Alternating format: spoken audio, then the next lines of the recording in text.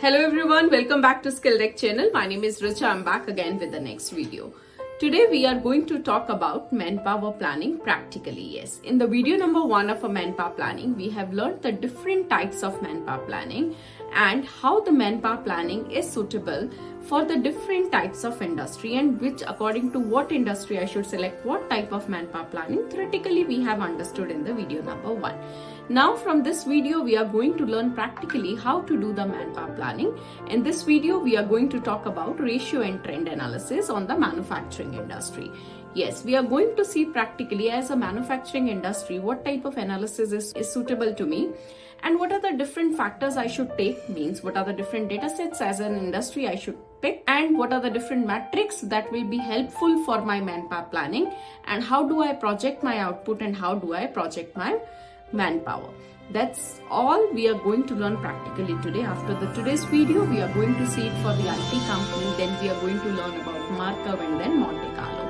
These all video series is just for your understanding, for your learning that how practically you can do the manpower planning. I hope you are already enjoying this and waiting also to get this all series completed on the manpower planning.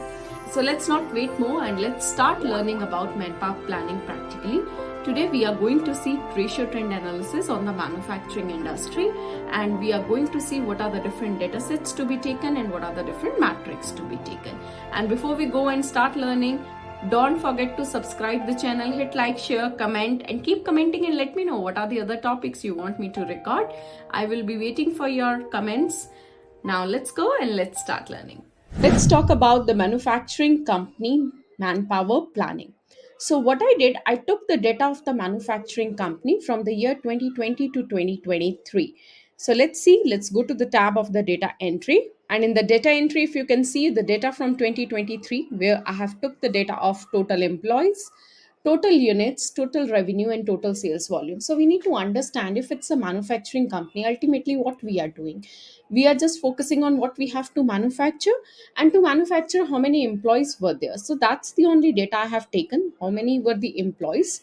What was the units that was produced? What were the units and how much was the revenue and total units produced and the total sales volume? These metrics I have taken. So in 2023, if you can see, the company had 450 employees, then growing steadily to 525 in 2023. This gradual increase suggests that the company has been expanding its workforce to meet the higher demand and output. And correspondingly, if you will see the output, the total output has risen from 4.5 million units to 6 million units. As the employee increased, the total output has also increased. Revenue has also increased from 45 million to 53 million. So the sales volume has also increased, indicating these all things are indicating that the additional employees that were hired, they were contributing for both production and the sales growth. Now, how we have to do the manpower planning for the manufacturing company? The first step, as I said, you take the data of the previous few years and take the major metrics, what is important in your organization. So here I'm not taking the department wise, first I'm seeing the company wide manpower planning. So what I did, I took the total employees, total units produced, what was the sales volume, total employees, that all data I have taken. Now, from this data, we have observed there is a steady increase in the workforce, which aligns with the increased output and the revenue. Now, when I'm creating a manpower plan for the next year, I need to project the employee growth based on the expected output and sales growth, because we have seen from the previous data that these factors are somehow related. So, how I will do? First, I need to analyze what are the metrics which will help me to prepare my manpower planning. So important metrics in any manufacturing unit could be the productivity ratio, revenue per employee, sales to staff ratio, labor cost per unit, headcount versus production output, employee turnover rate, absenteeism rate, and overtime. These all could be the major metrics, but here I have not taken the all the metrics. What I did, let's go to the matrix tab. So what I did, I took the major matrix, not all the matrix, which will be because I'm doing company wide manpower planning. So ultimately I will see what is the productivity ratio per employee so that I can hire more employees accordingly, revenue per employee, and sales to staff ratio. So these were my important metrics. And what I did, I wrote a productivity ratio every year. revenue per employee, sales to staff ratio. So what will be the formula of productivity ratio? The total output divided by total employees. So total output means here divided by total employees. So 45 lakh divided by 450, that is productivity ratio. Now what is revenue per employee? So revenue per employee is revenue divided by total employees. So the revenue divided by total employees. Then the third metric, that is sales to staff ratio, that is sales volume divided by total employees. So sales volume divided by total employees. Like that, you can take any important metrics like quality ratio is important for a manpower planning. You feel the absenteeism ratio is important, overtime is important. So those all metrics you can take. But for me, I have taken, because I'm doing the manpower planning for the entire company, I took these three important metrics: productivity ratio, revenue, sales to staff ratio. So I'm recapping what we did. First, we took the data, ultimately what your company is doing. So what you need an employee. So I took the employee data. What is the output? Means total units produced. How many units produced? What is the revenue? So ultimately final outcome data I took of my previous years. Now related to that data, what are the major metrics that will help me for my manpower planning that I took? That's sales to productivity ratio, productivity ratio, revenue per employee, and sales to staff ratio. Once I have that metrics, I hope we are good. Here I have written the formulas also. And once you have this particular matrix done, now what is the next step we have to do? What we have analyzed, because on total output is dependent on the number of employees.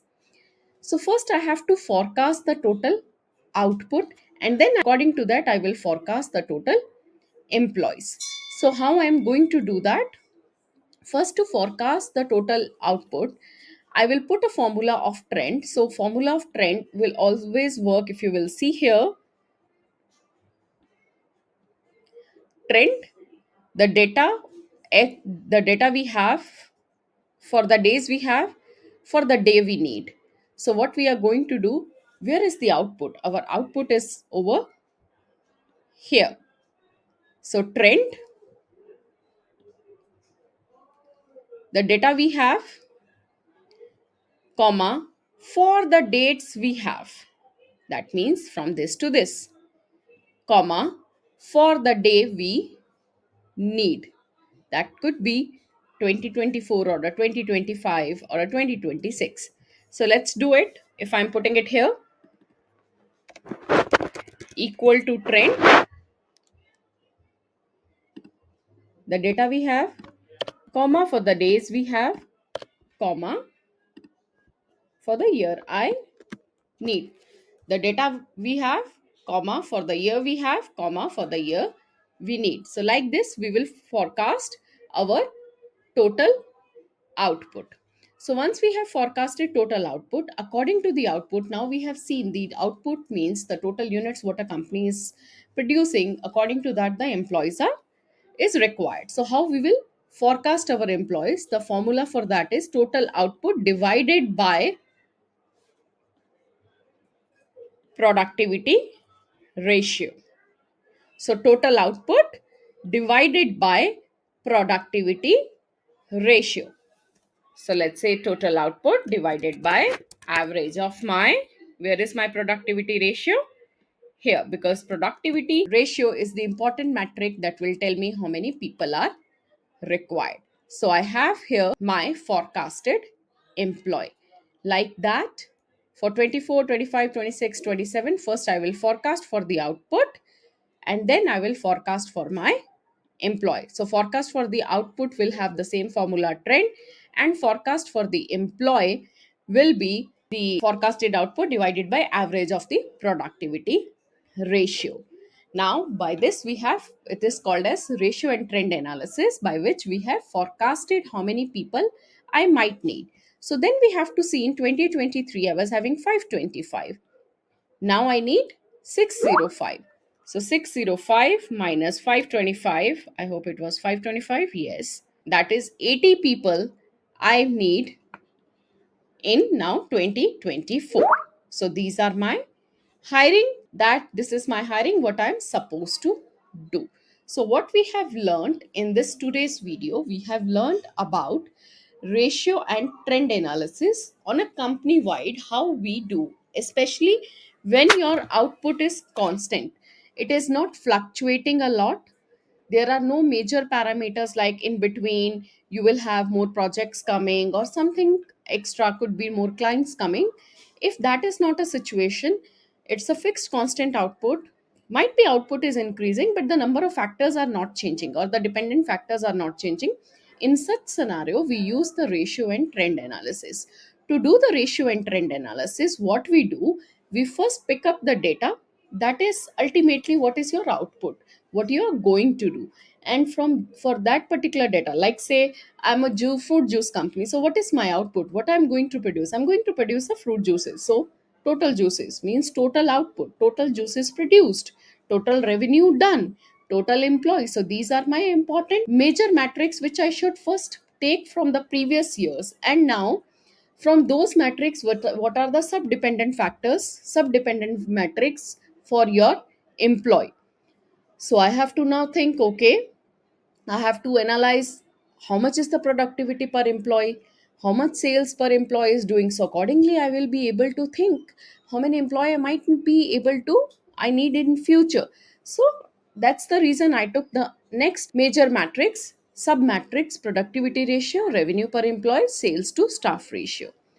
After that, we have forecasted our workforce. So how we have forecasted the workforce? We first projected our forecasted output, because we saw the output is totally dependent on the employee, and output can also be checked through the productivity ratio.